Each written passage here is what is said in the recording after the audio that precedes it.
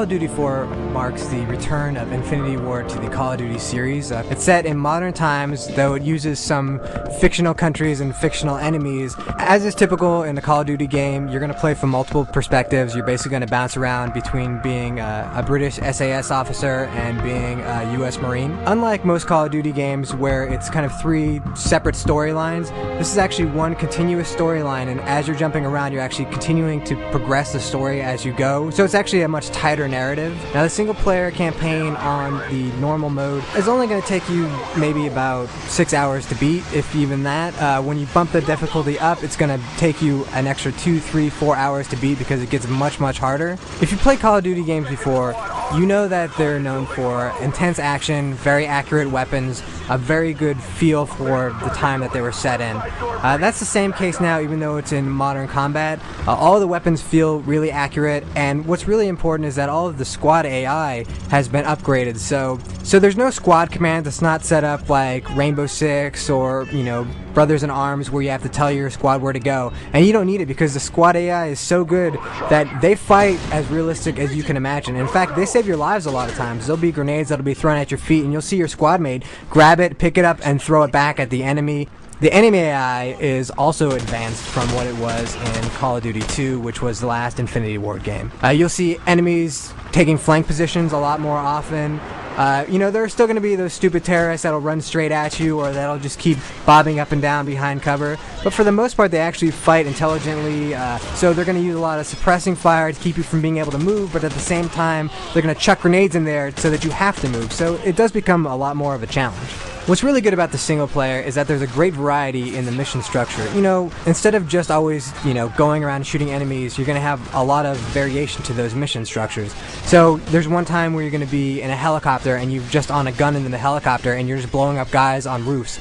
There's one mission where you're actually in this really advanced gunship that the military actually uses, where all you see is just, you're looking down at a screen, you see little white dots that are people, and you're just blowing them up with different caliber guns, and you see these huge explosions, and you actually see the little guys flying left and right, and it's very eerie because you'll hear your co-pilot just saying things like, boom, blew that one up. Oopsie daisy. And also there's a sniper mission where you actually get to go hardcore sniper, where you actually see the effect of the wind on the bullet because you're doing a long-range sniper shot.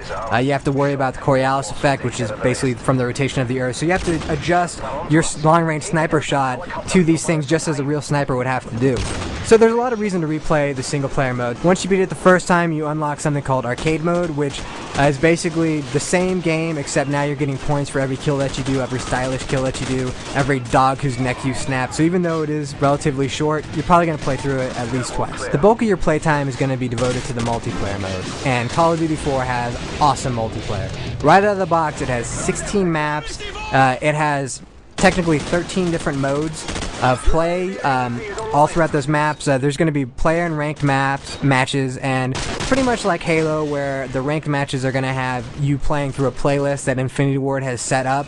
There should be a little bit more variety than there is in Halo, though. Infinity Ward doesn't plan to be as restrictive, so you should be able to see all the different modes and all of the different maps and really enjoy them all. Now, you got your standard stuff, like you've got free-for-all, you've got team deathmatch. You've also got some other really cool stuff, like you have a version of Capture the Flag where instead of a flag, it's a bomb. It's sort of a very Counter-Strike setup where one team is going to get the bomb, the other team has got to defend the location where we're trying to plant the bomb.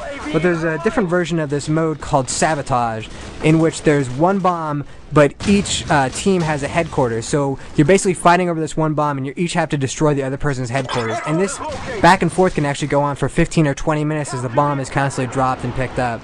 And then there are some variants to the modes. There's a hardcore version, which you can put on any of the modes and any of the maps. Hardcore is there's no HUD, which means that there's not even a grenade HUD. So when a grenade drops, you don't see a little icon telling you where it is. You just hear a clink, clink, clink, and then you blow up. There's also basically one shot, one kill. It's realistic damage. And then you have the exact opposite called Old School, where you start off with an Uzi, and every weapon on the map is a pickup. And there's also power-ups as well that you can grab too and stack on each other. And it's sort of a very old school PC version. And the weirdest thing is you can actually click on both options so that you can have something called Old Core, which is old school rules where everything is a pickup, but with hardcore reality physics added to it so that it's still one hit, one kill, no HUD.